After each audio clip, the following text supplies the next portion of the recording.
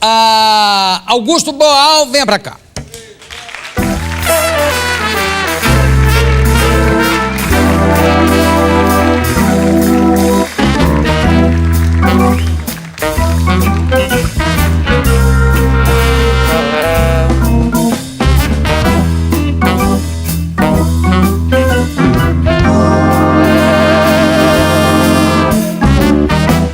Augusto Boal, tudo bom, querido?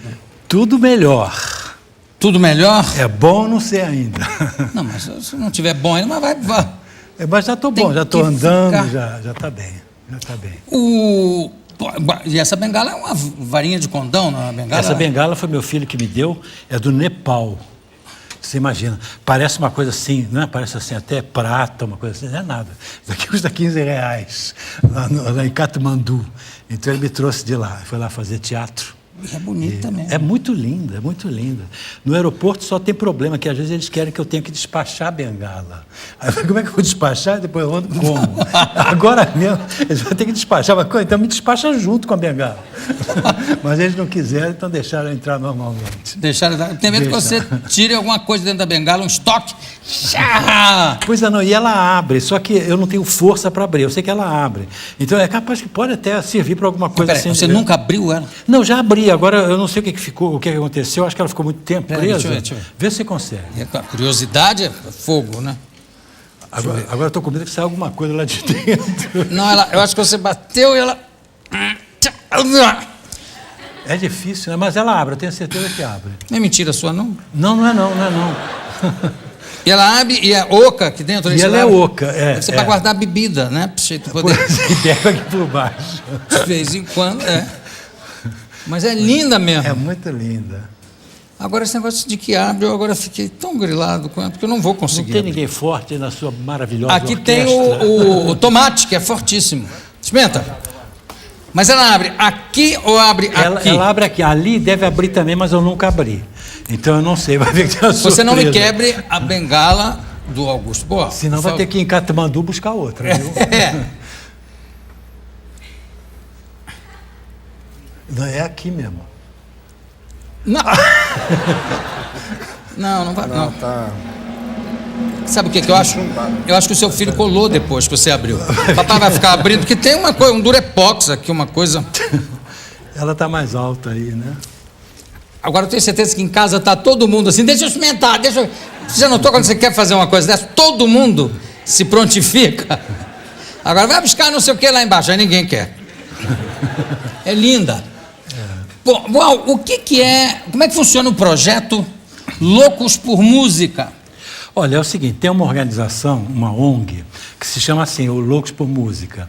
Então eles tiveram a ideia, o que eu acho maravilhosa, de todos os anos, eles fazem alguns espetáculos e convidam cantores famosos, importantes, assim. A Daniela Mercury foi, o Djavan foi da primeira vez, agora vão os Los Hermanos, vai também o Belchior, vão outras pessoas assim, foi no Maria Bethânia no ano passado, e eles dedicam a renda desse... É patrocinado pela Petrobras, quer dizer, então já está tudo pago. Aí mas não os cantores eles dão uma demonstração de solidariedade com o trabalho mental, o trabalho de doenças mentais, não é? Então eles dão, cada ano eles escolhem 2, 3 grupos e toda a renda vai não para o grupo, é importante isso, vai para o trabalho com saúde mental. Este ano nós estamos desenvolvendo um programa, um dos 4 grandes programas que a gente está desenvolvendo no Centro do Teatro do Oprimido.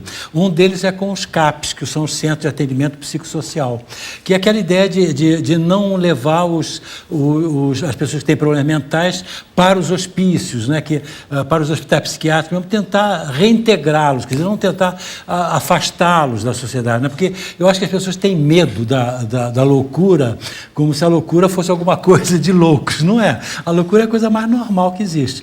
Então, eles viram que nós estávamos fazendo esse trabalho, então eles estão patrocinando esse trabalho. Mas não tem uma definição assim do tipo de loucura?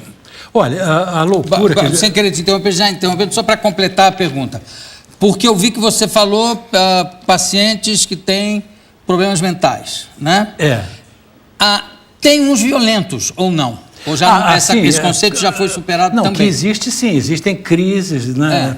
Surtos psicóticos, existe essa coisa. Mas o que a gente se preocupa é o seguinte, é não pensar na loucura como sendo uma coisa que aquelas pessoas estão diferentes. Um anátema. Porque existe a loucura que é a loucura castigada, que é a loucura que a gente chama normalmente o louco, o maluco, essa tudo. Mas tem a loucura premiada. Existe. Porque você vê, nós somos malucos, quer dizer, nós somos malucos. Os artistas entram nessa categoria de maluco, né? Eu acho que entra assim, porque a criatividade do artista é um pouco parecido com o delírio do louco, né? Mas essas é um tipo de loucura. Mas tem também a loucura, por exemplo, da política internacional, né? O que está acontecendo no mundo hoje, só de louco mesmo. Quer dizer, se existe um país, se existe uma organização, que é as Nações Unidas, que deve regular as relações entre os países, e de repente chega um país, porque é mais forte, e invade os outros. Isso é loucura, não é? A economia, outro dia eu estava vendo um economista falando que a fome na África, ela tem que existir mesmo, é assim mesmo, porque pelos dividendos aqui, a Bolsa de Valores de Hong Kong, de Shenzhen, não sei o quê, e ele falava, mostrava claramente que pelas contas, pelos números, a fome é inevitável, o AIDS na África não vai se curar nem em lugar nenhum. Então, isso é loucura. A economia hoje, ela eu chamo de neopitagórica, porque o Pitágoras foi a primeira pessoa que ele conseguiu separar o número da coisa numerada, né? Então, antes as pessoas contavam, havia comércio. Então, você contava, por exemplo, 2 vacas mais 2 bois dá 4 gados, vacum, né? 2 homens e 2 mulheres dá 4 pessoas, 2 sacos de farinha com 2 sacos não sei o quê dá 4 sacos. Então, ele descobriu que 2 mais 2 dava sempre 4. Não dependia se era vaca, se era gente, né? Então, ele começou a pensar. Então, esse número, quer dizer, e essas contas que ele está fazendo, isso é Deus. O número é Deus. Então, ele instituiu que o Deus era o número 1. E ele disse que ele era o número 2. E aí ele ficou louco. Tão louco, né? Não tão louco. E esses neopitagóricos são os economistas que só pensam nos dividendos, só pensam no lucro, só pensam quanto é que vai subir na bolsa, o nervosismo do mercado. Quer dizer, eles se preocupam com o nervosismo do mercado, não se preocupam com o meu nervosismo. Eu fico nervoso também quando eu vejo que as coisas não estão andando bem, né? Então, o que a gente está fazendo... Isso não entra no cálculo. Não entra. O meu nervosismo não entra. Não. Posso ficar nervoso à vontade. Por quê? Porque ele é louco. Não vai entrar no cálculo. Então, o que a gente está querendo é mostrar que a loucura, ela existe em toda parte. Alguns, quer dizer, quando eles estão muito doentes, é claro que tem que ter um cuidado extremamente especial. Mas não é justo tirar uma pessoa do convívio da família, do convívio do lugar onde ele mora e tudo, e botar no hospício. Não, sobretudo que tem casos, por exemplo, que são absolutamente controlados hoje em dia quimicamente, né? Com remédios, com casos de esquizofrenia, que dependendo do amor com que você trata a pessoa, do convívio e também do remédio em épocas de crise, que não há por que internar a pessoa, claro. Né? Não, e você falou de remédio. Outro dia entrou um assim chamado louco, entrou lá onde a gente estava fazendo teatro, onde o pessoal estava fazendo teatro, aliás, eu não estava, e chegou e falou assim, é aqui que dão aquele remédio? E perguntaram para ele, mas que remédio? Aquele de teatro. Que mesmo, pode entrar e vai entrar em cena. E isso ele falou porque todo mundo que trabalha no teatro, os assim chamados loucos, que fazem parte do nosso grupo permanente, todos eles começaram a tomar só 20% dos remédios que tomavam, depois começaram a fazer teatro. Então o teatro é uma maravilha, porque ele dá essa outra perspectiva. Funciona como terapia, claro. É uma terapia extraordinária. Eu me lembro de por exemplo, que ele tinha um anjo da guarda, que era amigo dele. Mas o anjo da guarda, uma vez, se encheu com ele, né, e brigou com ele. Agora, ele brigava no delírio, ele estava na rua e o anjo da guarda estava não se sabe onde, só ele sabia, e ele começava a gritar com o anjo da guarda, era aquele escândalo, aí pegavam ele, levavam para o hospital e tal. Aí a Cláudia, que é uma das moças que trabalha com a gente, ela chegou para ele e teve uma ideia sensacional. Ela falou assim, em vez de você brigar com ele assim na rua, na frente de todo mundo, diz a ele para vir aqui para o teatro e põe ele no palco. E no palco ele vai ser ator. Você é o diretor. Então, ele, como ator, ele vai ter que te obedecer. Aí ele falou, é mesmo. Aí chegou pro anjo da guarda dele e falou, vem para cá, vem para cá. E o anjo da guarda dele, no delírio, veio. Aí ele falou assim, olha, você agora vai me obedecer, não sei o quê, e mandava no anjo da guarda no palco. Então, essa coisa extraordinária, porque ela fez com que, ao invés de trazer o louco para a realidade, levou a realidade para o louco. Então, isso tem um efeito terapêutico, tem mesmo. E esse anjo da guarda continua no elenco até hoje, não? Com ele. Onde mas ele ajudando, soprando o texto. Quando ele esquece o texto, olha, não é isso não. Isso é sensacional.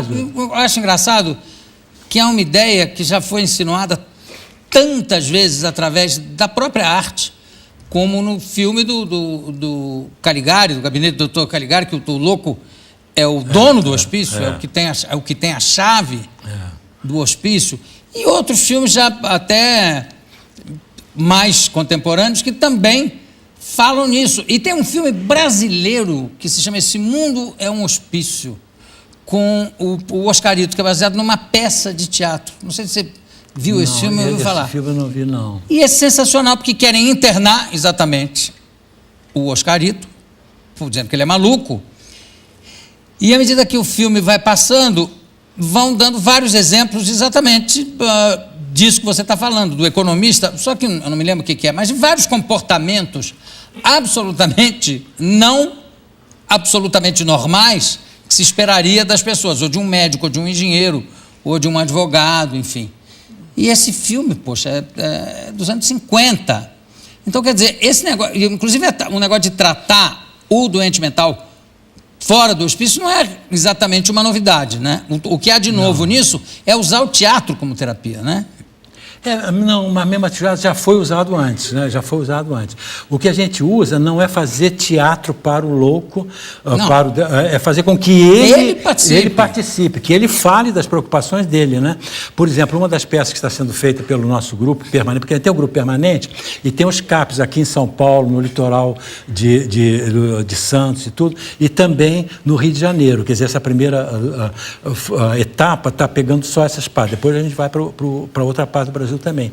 Mas no trabalho que a gente está fazendo, quer dizer, a gente pede a eles que eles preparem as suas peças, não é? E a gente descobre, por exemplo, que uma das peças que tem mais sucesso que eles fizeram é peça sobre namoro, porque eles, pelo fato de que são considerados loucos, não querem deixar que eles namorem, não querem deixar que eles tenham relações sexuais, e ter relação sexual é parte da saúde, não querem deixar. Quer dizer, eles querem ter, então falam, não pode ter relação sexual, pode ter filho.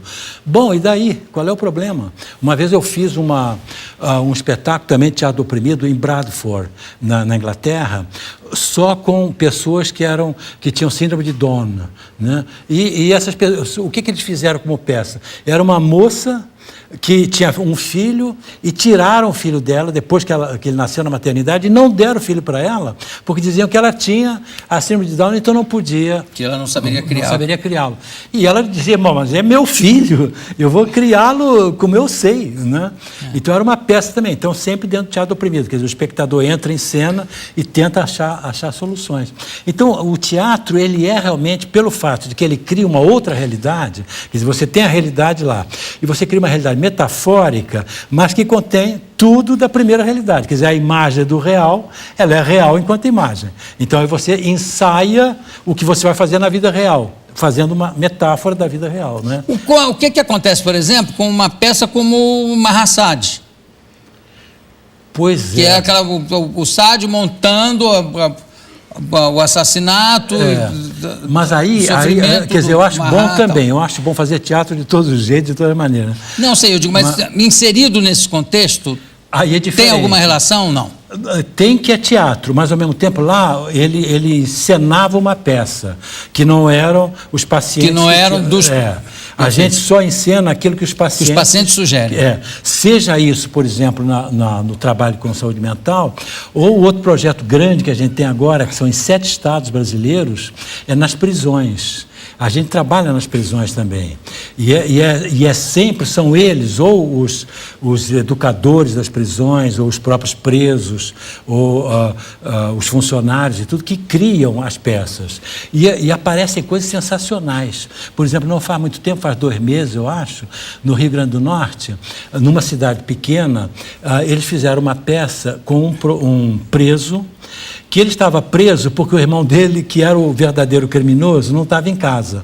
Aí a polícia foi lá e falou: você não está? Ele não está? Então vamos levar você. E levou e prendeu o irmão. E ele dizia: mas não sou eu, é meu irmão. Aí deixaram ele lá. Como naquela cidadezinha pequena não havia como é que chama? Defensoria pública, sim, ninguém defendia. Então ele foi ficando lá. Então ele fez uma peça sobre isso e representou para os outros presos, para os funcionários, e a diretora estava lá também. Então, quando mostrou como é que ele estava preso há 1 ano que ele estava lá, e de repente começa a parte chamada fórum, em que o espectador entra em cena, substitui o ator e representa a sua opinião, não dá opinião, ele representa. Aí a diretora viu primeiro a intervenção, a segunda, a terceira, a quarta, chegou uma hora ela falou: para, ela entrou em cena, substituiu a diretora e falou: eu vou telefonar, e deram o telefone cenográfico para ela, ela falou assim: não, eu tenho o meu aqui. Pegou o telefone de verdade dela, ligou para a defensoria de uma outra cidade e falou assim: olha, você manda uma vara de soltura, porque eu vou soltar esse preso já. Ele vai daqui do palco para casa. E falou assim: olha, você pode ir livre. E ele foi livre. Quer dizer, essa coisa kafkiana, né? Kafka puro. É genial. É uma coisa que é importante que seja a própria pessoa que fale. Ela que diga o que pensa, o que ela quer. Agora, eu também acho bom outra forma de teatro. Você faz teatro com o que você pensa. Eu escrevi milhões de peças, dirigi peça a beça, entende? Mas assim, né? Quer dizer, é uma coisa, você fazer a sua peça como artista, e a outra você descobrir que todo mundo é artista. Então todo mundo pode fazer teatro. Boal, falando nisso, como é que é essa história de sua primeira experiência teatral? Foi com cabrito? Principalmente já ouvi falar de experiência sexual com cabrito. Não, essa eu não tive. Teatral? Como é que é isso? Essa eu não tive, não. Não, essa história é terrível. Eu tenho esse remorso até hoje. Era que a cabra que a gente tinha lá em casa, porque a gente tinha uma casa com animais e tudo, ela pariu um cabritinho. E eu conheci, chama chibuco, imagina. O cabrito? O cabrito, chama chibuco. Então eu cuidava do chibuco, eu era muito amigo do chibuco, e eu fui ensinando coisas ao chibuco. Você tinha que idade? Olha, eu devia ter 7 anos, uma coisa assim, eu era bem menino mesmo. Aí eu começava a brincar com o chibuco e tal. E você ensinando com paciência, tendo paciência, sendo pedagógico mais do que sendo educativo, quer dizer, dizendo assim: olha, você faz com que o próprio cabrito ele se interessa pela descoberta, né? E o meu cabrito, chibuco, ele foi se interessando. Então eu comecei a ensinar ele a pular corda. Cabrito, em geral, não pula corda. Não. O meu pulava. O meu, ele obedecia. Eu tinha um cachorro também. O cachorro tinha uma inveja dele brutal, né? Porque, às vezes, ele entendia a frase que eu dizia. Ele entendia assim... E o cachorro nada. E o cachorro ficava com raiva. O cachorro entendia também, mas não queria que ninguém mais entendesse. Queria que a minha conversa... Com ciúme. Queria que a minha conversa com ele fosse uma coisa assim, pessoal, né? De nós dois, né? E o cabrito entrava na conversa. O cabrito me ouvia também, né? E o terrível, e aí ele virava ator. Aí eu comecei a cobrar, né? Quando eu vi, bom, é assim. Então, os meus primos, meus irmãos que vinham assim, quer ver o cabrito pular corda? Paga. Bilheteria, claro. Mas a bilheteria era chapinhas de cerveja e era formiga, porque eu gostava muito de formiga. Para fazer o quê com a formiga? Não, para olhar, eu gostava. Se formiga, naquela época eu gostava, agora não gosto mais de formiga, não. Mas naquela época tinha muita formiga, então você tem que trazer uma formiga que eu não conheça, vale mais, vale 10 formigas já conhecidas. Então a pessoa ou pagava com a formiga, ou pagava com a chapinha. Quer dizer, pré-Pitágoras, isso. Exatamente, tem que mostrar ali, não basta ser uma moeda assim, que tem um valor simbólico, não interessa, eu quero o valor mesmo real. E aí, um dia, naquela brincadeira, o chibuco me deu uma chifradinha aqui, né? Aí eu comecei a chorar, fiquei com ódio dele, falei, pô, teu amigo está te ensinando coisa, você dá uma chifrada. E durante a representação, não? Não me lembro se foi durante, mas... Que aí é uma coisa mais... Eu me lembro que doeu. Terrível, doeu paca. Doeu paca, não sei se foi durante. Aí eu comecei a chorar, aí fui para a cama e tal. Aí eu ouvi a minha mãe dizendo assim, falando para meu pai, pois é, o chibuco, não sei o quê e tal. E eu vi que estava se tramando alguma coisa. Aí no sábado eu fui embora para a escola e não encontrei o chibuco, andei procurando o chibuco por toda parte. Aí o chibuco tinha sumido, eu chorava e queria o meu chibuco, não sei o quê. Até que no domingo eu falei com meu irmão, falei assim, você não viu o chibuco? Aí eu falei, vi sim. Eu falei, onde é que ele está? Ele está na mesa. Tinha um assado chibuco. E eu fiquei com remorso terrível, porque por causa da chifrada que ele me deu, que era perfeitamente curável. E o cachorrinho todo contente do o lado. O cachorrinho ia pular. Vamos comer o chibuco. Mas, olha agora, aqui. Se a gente não estiver na frente de tanta gente, eu ia contar uma coisa terrível que aconteceu na minha vida. Peraí, você vai contar já? Eu vou chamar... Não, você vai contar na frente de tanta gente. Só que eu vou chamar a nossa vinhetinha antes e eu continuo com Augusto Boal, que vai contar uma coisa terrível. E depois de contar uma coisa terrível... Pode ser que eu me arrependa, hein? Não foi mal. Ainda temos... Ele vai fazer uma experiência aqui com a plateia, não vai? Aí depende deles. Se eles quiserem fazer, a gente faz. Mas aí não sou eu, não. No Teatro Oprimido, a gente trabalha com a plateia. A plateia que é ator. Pronto, então, vamos lá. Se vocês quiserem, a gente faz. Chama a vinheta.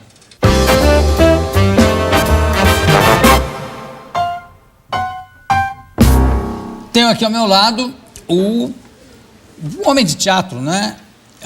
E o homem da loucura, Augusto Boal, que vai nos contar, vai começar nos contando uma coisa terrível. O que é? Não, a coisa terrível era sobre o chibuco, que eu ia terminar a história do chibuco. Então, agora vocês vão me perdoar, eu estou olhando para esse pessoal todo, vocês me perdoam, o que eu fiz?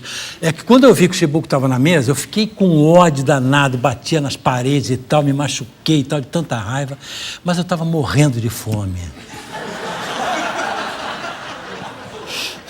Perdão. E você comeu o chibuco? Não diga isso, mas foi verdade. Um pedacinho só. Quer dizer, você acabou comendo cabrito. De certa forma, é o que eu perguntei de atividade sexual com cabrito. Foi, mas foi por via oral. Metafórica. E estava bom? A memória disso... As minhas lágrimas caíam em cima da carne dele. Eu não sei se estava bom. Estava salgado. Chorava e comia? Pois é, né? As crianças dizem que criança é inocente, é nada. Criança faz essas coisas. Eu tinha 7 anos, agora tenho 75, passou muito tempo. Mas continua com o chibuco. Continua com o chibuco na cabeça. Mordendo na cabeça. Bom, você tem uma coisa também que eu acho fantástica, que é o seguinte. Você fez faculdade de engenharia química. Você é químico formado? Eu sou químico, sou engenheiro químico, tenho PhD da Columbia University. Foi para a Columbia University? Toda, foi. PhD, foi fazer química e o que mais você foi fazer na Columbia University? Teatro. O que eu queria fazer era teatro. Sim. Eu não queria fazer química. Eu fui fazer química porque naquela época, meu pai ele era imigrante português. Então eu queria que todos os filhos tivessem um diploma, fossem doutores. As minhas irmãs e meus irmãos eram doutores. E eu fazer teatro não dava doutorado naquela época. Então eu tinha uma namorada que eu gostava muito dela, estava super apaixonado por ela. Né? Brasileira aqui? Aqui, antes de eu entrar para a faculdade. Aí eu perguntei para ela, o que você vai fazer? E ela falou assim, eu vou fazer química. Ela falou, você sabe, eu também vou fazer química. Então, eu me inscrevi. Naquela época, você ia fazer o vestibular para química, né? Isso. Aí nós fizemos o vestibular. Tinha 400 candidatos para 40 vagas. Então, eu estudei feito louco, porque ela era estudiosíssima. Eu falei, ela vai passar, eu tenho que passar também. Aí veio o vestibular, eu passei e ela não. E ela foi reprovada. Aí ela foi fazer, parece que foi línguas, alguma coisa assim, francês, foi aprender línguas e tal, e de repente eu me sinto lá, era na Praia Vermelha naquela época, todo vestido de branco, o laboratório era todo branco e eu com aqueles tubos de ensaio na mão, provetos, aquelas coisas todas, o que eu tenho que fazer agora? Mas fiz assim. E nunca mais encontrou essa moça?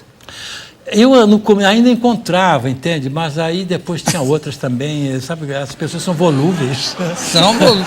Para quem come o chibuco, tudo é lucro.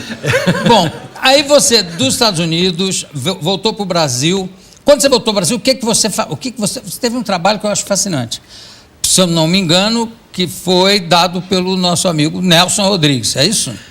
O Nelson era muito meu amigo, ele era meu amigo, ele me ajudou muito no começo, né?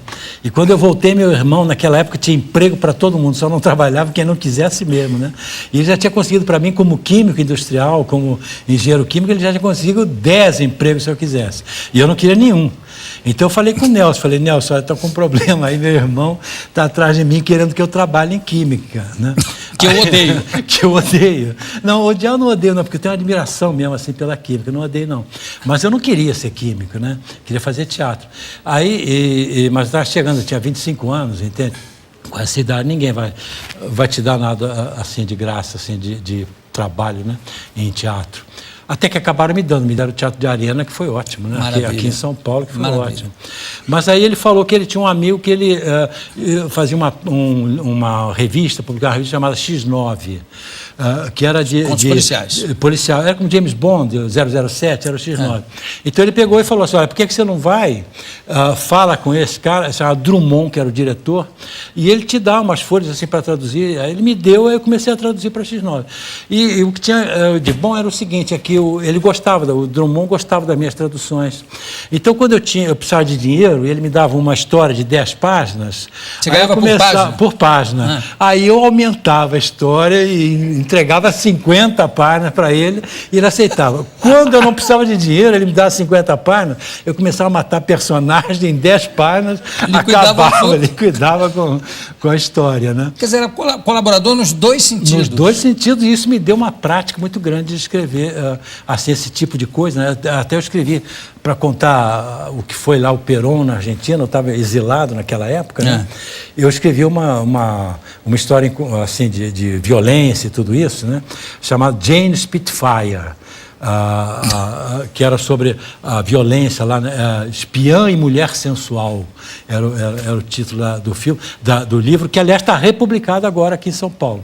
Então, quem quiser ler, pode ler. Jane Spitfire. Jane Spitfire, a deliciosa e sangrenta aventura latina de Jane Spitfire, espiã e mulher sensual. Porque naquela época havia muito isso também, antes, assim, na minha infância. Tinha um negócio da Gisele, a espiã nua que abalou Paris, não tinha um negócio desse? Tinha. E era o Nelson Rodrigues que traduzia, não era? E devia inventar também. Olha, sabe do que foi? Aconteceu uma coisa que é assim. Eu vou contar, já que você falou isso, agora eu posso contar. Me liberou para contar. É que a espiã nua que abalou Paris era o Diário da Noite da época que publicava, e tinha muita fotografia de mulheres nuas, aquela coisa toda, e tinha só isso, né? Aí me disseram um dia que era o Nelson Rodrigues que escrevia. E eu era muito amigo dele, cheguei para ele e falei, pô, Nelson, olha o que eu soube, que você é que é a Gisele, a espiã nua que abalou Paris. Ele ficou indignado e falou, de jeito nenhum, Gisele é o Davi Nasser, eu sou a Susana Frag. Que eram os livros da Susana Frag. E ele era mesmo, tinha como é que chama? Pseudônimo de Susana Frag. E publicou vários livros da Susana Frag. Mas Gisele ele não assumia, não. Não, né? Ele dizia que era o Davi Nasser. Eu não sei se era ou não. Agora, tinha uma coisa fantástica, que o Nelson estava escrevendo Susana Frag lá na redação, né? Com aquele olhinho fechado. Aí ele levantava para ir ao banheiro, alguém sentava e continuava a história. Ele voltava, ele olhava, ele nem percebia do ponto que estava, ele continuava. E mandava ver, não tinha problema. Eu estava falando aqui no intervalo das tuas peças, quer dizer, eu assisti vários espetáculos teus sensacionais e tive o privilégio de participar como artista plástico de um espetáculo que foi a primeira desobediência civil. Foi bonito, né? Aquilo. Foi lindo aquilo, primeira desobediência civil contra o golpe, que se chamava Feira Paulista de Opinião. Né? Depois disso, quer dizer, você ficou quantos anos fora do Brasil como exilado? Como exilado mesmo, eu fiquei 9, depois mais 6, que foi a transição. Porque eu fui preso aqui em São Paulo em 71. Eu fiquei 4 meses preso. Depois eu saí, a Cecília, minha mulher, ela é argentina. Então eu fui para a Argentina, porque tinha família lá, fiquei lá 5 anos. Mas aí veio Videla e a violência lá. Aí fui para Portugal 2 anos. E em Portugal foi bem também e tal, e tal. Aí me ofereceram, eu estava lá trabalhando, ser professor da Sorbonne 1 ano. Aí eu vou correndo. Aí saí de lá, fui para Paris. E em Paris eu fiquei 8. Mas nesse meio tempo houve anistia. Então eu voltei e em 1980 eu trouxe meu grupo francês para cá. Nós representamos em várias partes. Mas até 86 eu fiquei por lá mesmo, morando lá. Depois eu voltei, mas na verdade, mesmo depois da minha volta, em 86, eu continuei trabalhando muito mais fora do Brasil do que aqui, muito mais na Europa, nos Estados Unidos, lá do que aqui. E o teatro oprimido ele existe hoje no mundo inteiro. Como você pega na webpage que é Theatre of the Oppressed, em inglês, né? .org, e depois aquele tracinho EN, você vê mais de 50 países, vê 200 grupos que fazem. Como é que é a história que aconteceu, foi no Peru, com uma gorda na plateia? Como é que foi isso? Não, foi o seguinte, porque a gente fazia, na verdade, assim, um tipo de teatro, como a gente não queria dar para contando rapidamente, quer dizer, seria assim, antes a gente pensava que porque era artista, que nós sabíamos mais do que a plateia. A gente dizia, eu sou artista, então eu vou dar as aulas para a plateia. E naquela época se falava muito que a gente tinha que dar uma mensagem para a plateia, toda peça tinha mensagem. Então a gente falou, bom, tem que dar uma mensagem e isso já justifica o nosso trabalho, porque nós somos artistas e a plateia não sabe o que a gente sabe. Até que um dia a gente estava no Nordeste, trabalhando para ligas camponesas e tudo, fazendo uma peça sobre a reforma agrária. Isso foi em 1962, por aí mais ou menos.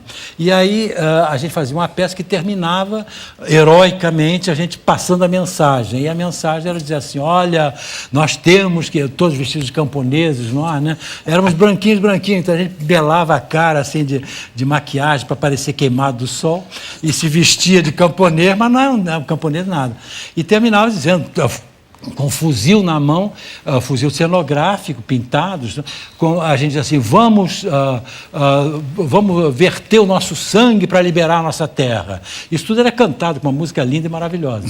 E um dia chegou um camponesão grande para a gente, chamado Virgílio, eu me lembro da cara dele até hoje. Ele chegou para nós e falou assim, puxa, que bacana, você é gente jovem que vem de São Paulo, uma cidade enorme, e vocês dizem exatamente o que a gente pensa, camponês aqui do Nordeste, a gente tem que verter o nosso sangue para liberar a nossa terra, é isso mesmo, não sei o quê. Aí nós todos contentes, assim, poxa vida, trouxemos uma mensagem, passou a mensagem para ele. Aí ele pegou e falou assim, já que vocês pensam exatamente como nós, vamos fazer o seguinte, vocês pegam esse fuzil de vocês aí, e vocês venham conosco, porque a gente vai ter que brigar com o coronel que invadiu as nossas terras e vamos verter o nosso sangue. Aí todos nós ficamos assim com a cara, mas como vamos verter o nosso sangue? É o seguinte, é que esses fuzis que você está vendo aqui tem um mal-entendido. Esses fuzis que você está vendo, eles não são de verdade. Eles são fuzis cenográficos. Aí falou, mas para que serve fuzil cenográfico? Eles não atiram? Não atira. Mas para que você faz o fuzil que não atira? O fuzil é para atirar, e o de você não atira. Não, mas é importante, porque o fuzil estético, a gente põe ele na mão assim, né? Levanta o braço esquerdo bem alto e fala, vamos liberar a nossa terra, mesmo vertendo o nosso sangue. E aí, como a gente está com o fuzil, todo mundo acredita. Mas se a gente tivesse com a mão assim, quem é que vai acreditar? Vamos liberar a nossa terra, você não tem nada na mão. Então é para isso, fuzil estético serve para dar veracidade ao que você está fazendo. Aí o cara olhou para nós e falou assim, bom, tá bem, não tem problema. Então, fuzil estético não atira, já entendi. Vocês são artistas, são loucos mesmo, é assim mesmo. Mas então não tem problema, vocês venham conosco brigar lá com o coronel, porque nós temos fuzil para todo mundo. Aí eu falei assim, olha, tem um segundo mal-entendido aí. Os fuzis são falsos, nós somos verdadeiros. Foi o que ele disse para nós, o fuzil é falso, mas vocês são verdadeiros, então venham. Mas nós somos verdadeiros artistas, nós não somos verdadeiros camponeses. Aí ele disse uma coisa que me derrotou, né?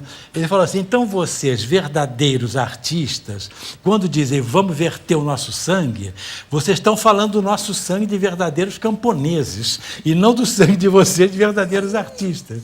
Aí me deu uma vergonha danada, falei, poxa, é isso mesmo. A gente está dizendo para as mulheres o que elas têm que fazer, nós somos homens. Para os negros, o que eles têm que fazer, nós somos brancos. Para os camponeses, o que eles têm que fazer, a gente mora na cidade. Não é justo. Então, vamos fazer um tipo de teatro em que seja o oprimido que fale dele. Ele que sabe o que ele quer, né? E a partir daí a gente fez só teatro... Fez só teatro, que a gente chamava de dramaturgia simultânea.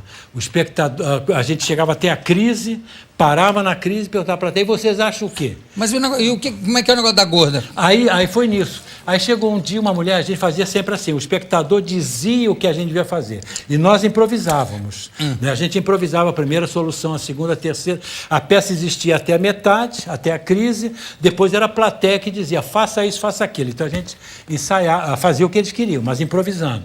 Até que um dia chegou uma mulher para nós e disse que ela tinha um problema que era gravíssimo, mas não era político. Aí eu falei assim, não importa, a gente faz essa forma de teatro com qualquer tema, qualquer história. Ela falou, não, você só faz teatro político, a minha história não é política. Eu falei, a minha história, toda história é política.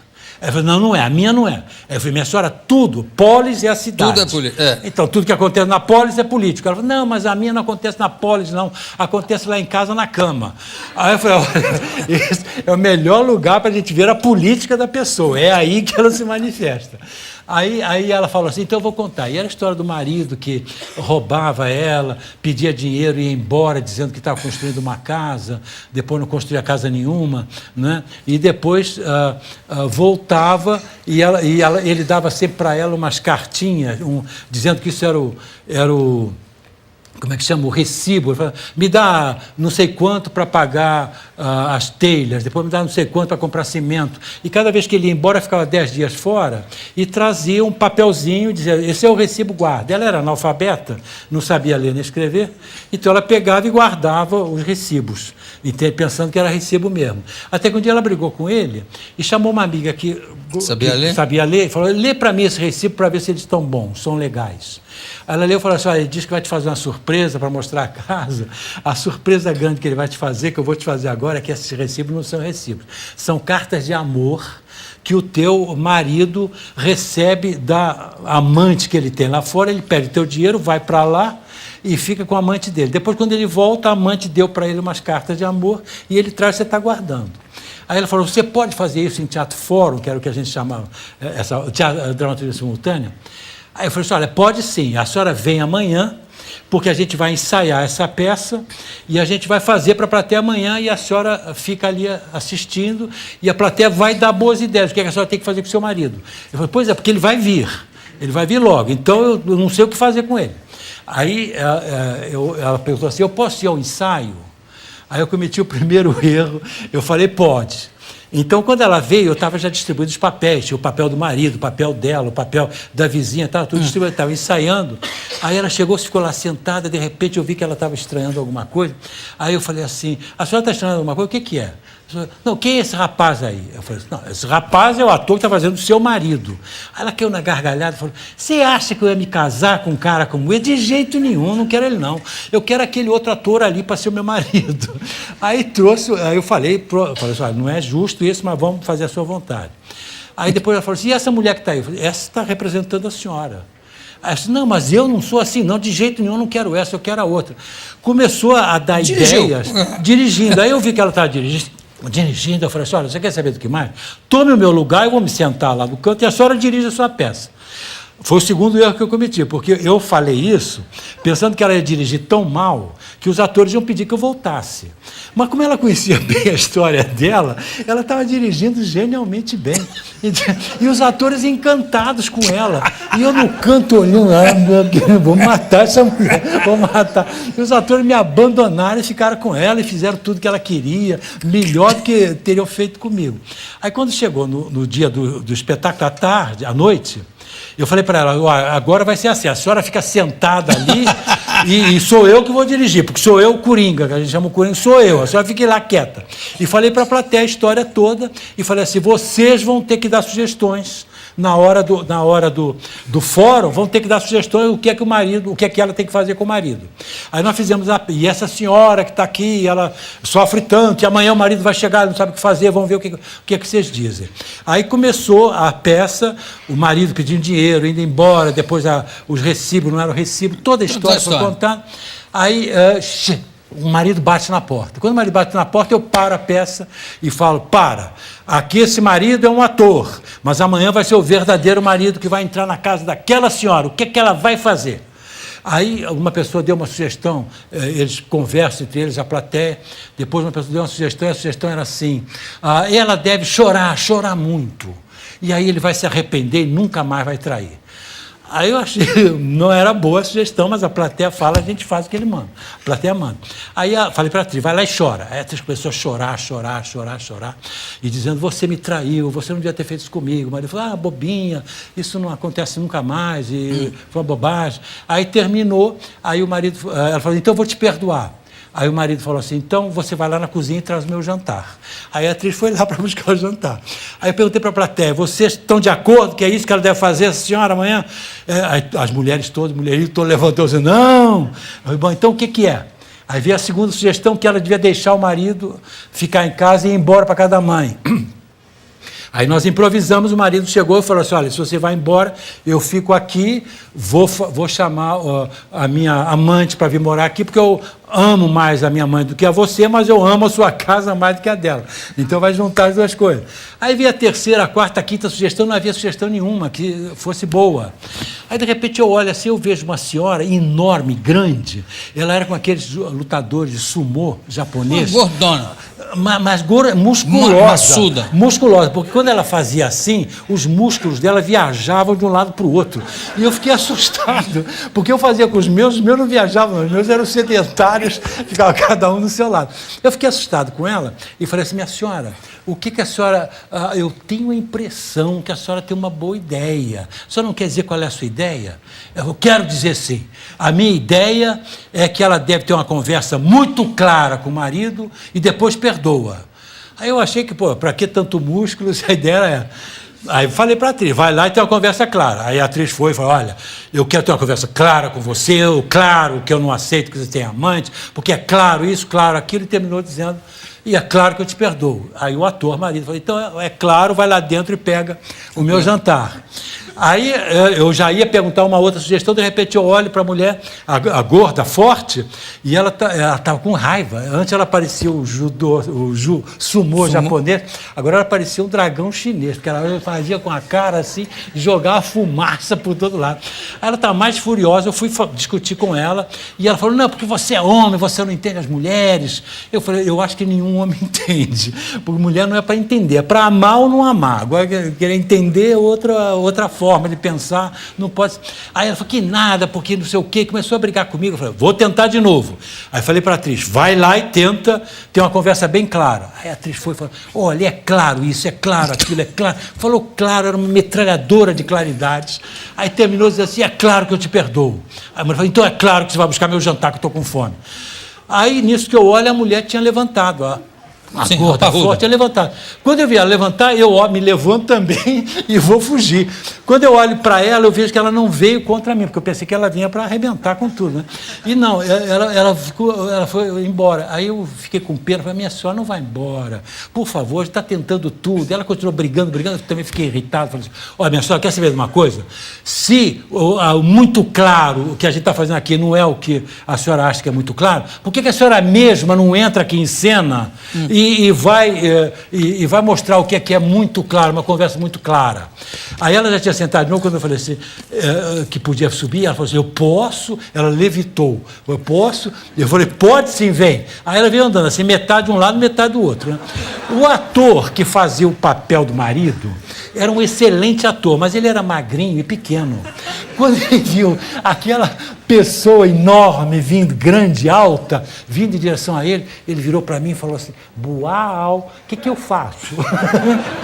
Aí eu, maldoso, falei: Olha, eu não sei, eu não sou ator, você é o diretor, você improvisa, Stanislavski, né? Improvisa. Stanislavski, vamos ver o que vai acontecer. Aí a mulher veio assim, passou por ele, quase que derrubou, foi lá atrás, tinha um cabo de vassoura, ela agarrou o cabo de vassoura, agarrou o marido pela camisa e falou assim: agora vamos ter uma conversa muito clara, e começou a bater nele. Eu pulei em cima dela, ela me cutucou assim, eu fui lá pro coisa atrás, era um cenário pequeno, quebrou, caiu lá para trás, outra pessoa vieram ajudar, o marido, coitado, ele se jogava de joelhos e continuava apanhando, jogava de joelhos, e dizia assim: pelo amor de Deus, eu juro, eu tenho certeza que, olha, eu faço teatro há 50 anos, eu nunca vi um ator tão sincero como aquele.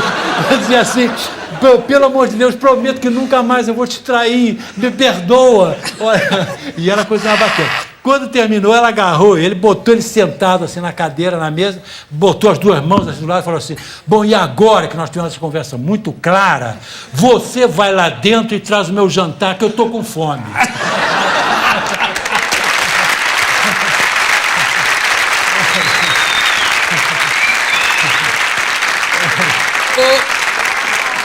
Bom, é claro que um papo desse não tem hora para acabar, mas...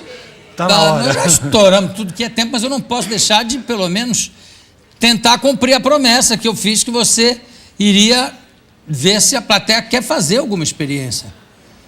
Aí é para vocês a pergunta, não é para mim. Querem? Sim? Tem alguma gorda aí? Se tiver, eu vou cancelar isso. Não. O que você vai fazer? Outra coisa. Não, olha, então o princípio é esse. Se vocês querem mesmo, eu vou explicar o princípio. Agora, o que eu vou mostrar é uma coisa assim de 1 segundo. É uma coisa muito curtinha. Então eu não quero que vocês fiquem pensando que teatro oprimido é essa coisa curtinha. Porque ela pode ir dessa coisa que dura 3 segundos até uma peça de Shakespeare. O importante é que no teatro, normalmente, se apresenta uma peça e a plateia tem que receber essa peça. Gosta ou não gosta, tem que receber. Se gosta, aplaude. Se não gosta, vai embora. Ou vai, mas vai embora. É só isso que ela pode fazer. Agora, no teatro oprimido, não. A gente apresenta uma peça que pode ser de Shakespeare. Já se fizeram peças de Shakespeare. Eu já fiz, inclusive, uma cena, não era a peça inteira, com a Royal Shakespeare Company, que eu trabalhei com eles, e era um ensaio e era só para atores, né? Mas então é assim, a gente apresenta uma ceninha, que pode ser Shakespeare, na Noruega fizeram uma peça de Ibsen, Inimigo do Povo, Antígone fizeram em Lausanne, na Suíça. Então é assim, a gente apresenta a peça que tem um problema, é uma pessoa que está oprimida, então aí a plateia tem que substituir o oprimido e tentar ver o que é que ela pode fazer para quebrar a opressão. Tá claro? Tá. Então, pode fazer, dá tempo? Dá, faz. É rapidinho. Eu ia fazer 2, mas eu faço só uma, que, aliás, eu acho que eu já fiz aqui uma vez. Então, é o seguinte, eu precisaria que viesse uma moça. Tem que vir aqui. Quem? Moça. Quem vem? Quer vir? Quem vem? Tem que ser uma moça. E aí, coragem. Não, eu não vou fazer nada contra você. Tem sempre uma que aponta para outra, eu acho engraçado.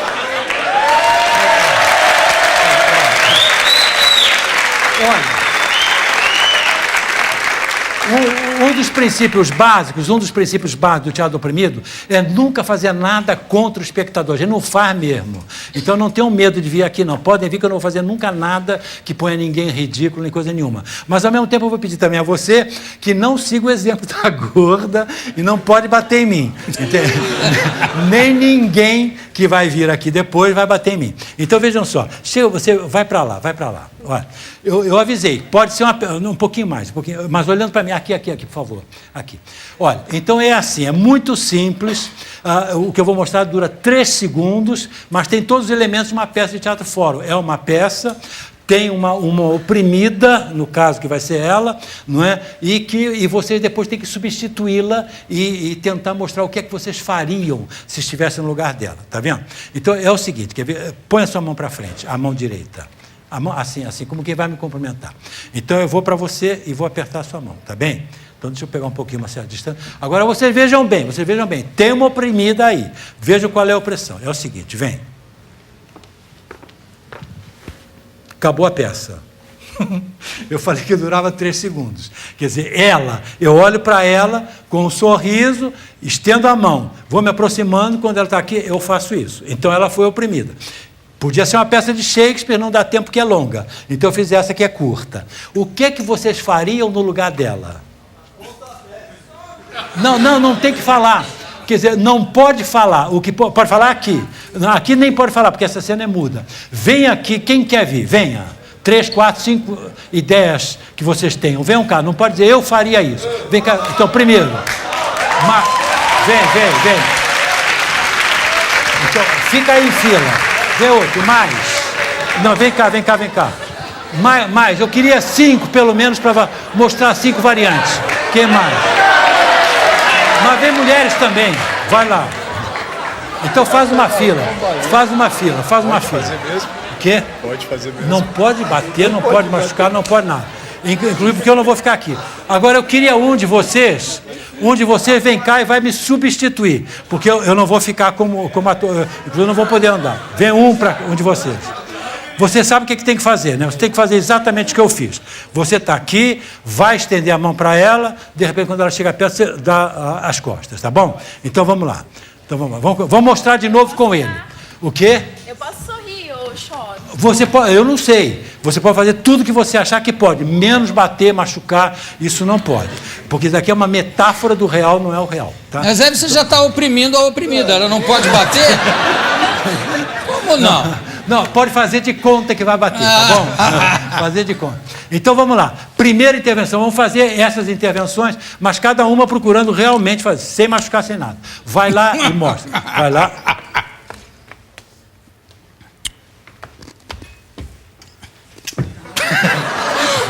Tá bom, pode botar. Então a primeira intervenção dela foi a de, bom, então eu me vingo batendo, né? Agora você sai. O segunda intervenção, a mesma coisa. Você vai, quando chega perto, você troca. O que ele faz? Ele não bate, mas faz uma agressão assim, simbólica. Gestual. Né? Terceira, vamos lá. Bom, mas tá bom. Então, para todos aqueles que são fortes como ele, é uma boa alternativa. Tá. 3, 4...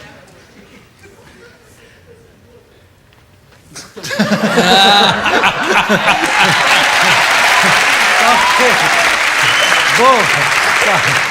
Então vai. Quinta.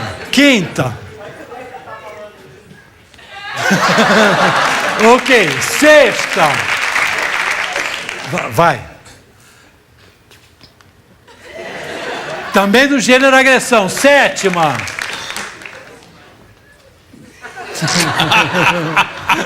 Ok. Tenta atrair atenção para outra coisa. Tem mais uma, oitava. Não, já passou todo mundo? Já foram. Tá.